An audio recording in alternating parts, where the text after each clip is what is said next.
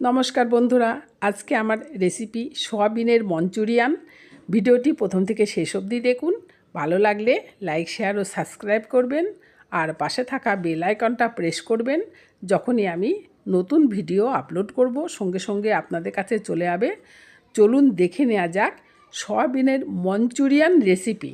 এখানে 300 গ্রাম সয়াবিন নিয়েছি। কড়াইতে জল গরম করে অল্প লবণ দিয়ে সয়াবিনগুলো সিদ্ধ করে নেব। 5 মিনিট ধরে ফোটার পরে গ্যাস অফ করে দেব ঠান্ডা হওয়ার জন্য। 4টে লঙ্কা নিয়ে এইভাবে লম্বা লম্বা করে কেটে নেব। আর নিয়েছি 1 চামচ মতো আদা কুচি আর 4টে থেকে 5টা রসুন কুচি। আর নিয়ে নিয়েছি টমেটো কিউব করে কেটে নিয়েছি। 2টো পেঁয়াজের পাপড়ি ছাড়িয়ে নেওয়া হলো। আর সিদ্ধ সয়াবিন ভালো করে জল ঝরিয়ে রাখা হলো।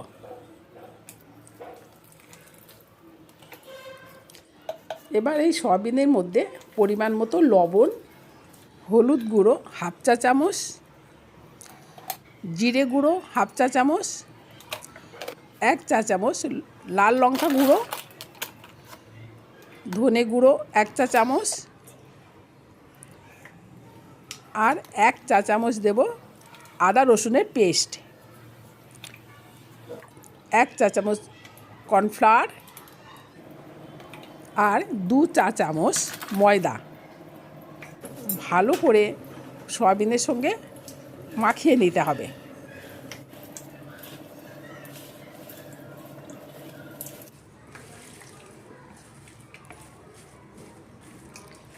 এবার গরম কড়াইতে সানফ্লাওয়ার অয়েল দেওয়া হলো 50 ml।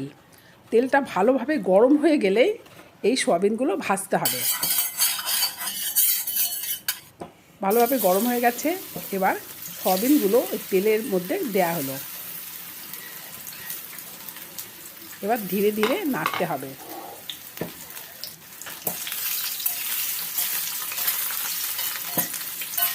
হাই হিটে এই সয়াবিনগুলো 5 মিনিট ধরে ভেজে নিতে হবে।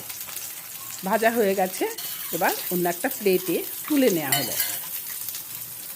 আবার যখন ভাজবেন তখন তেলটা ভালো করে গরম করে নেওয়ার পরে সয়াবিনগুলো দেবেন, নয়তো মশলাটা কড়াতে লেগে যাবে।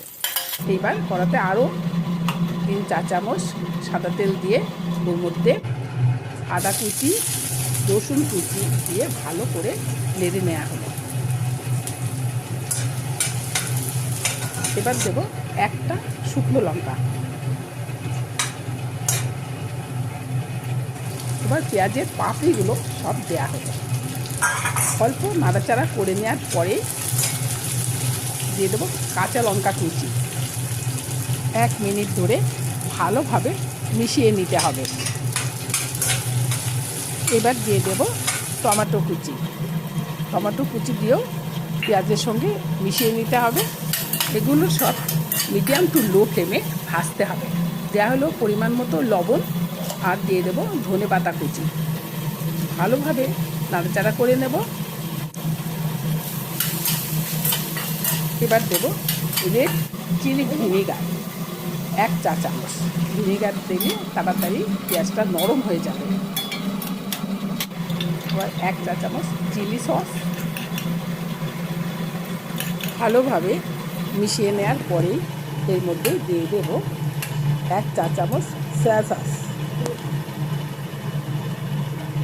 এবার সয়া সস দিয়েও ভালো করে মিশিয়ে নেব।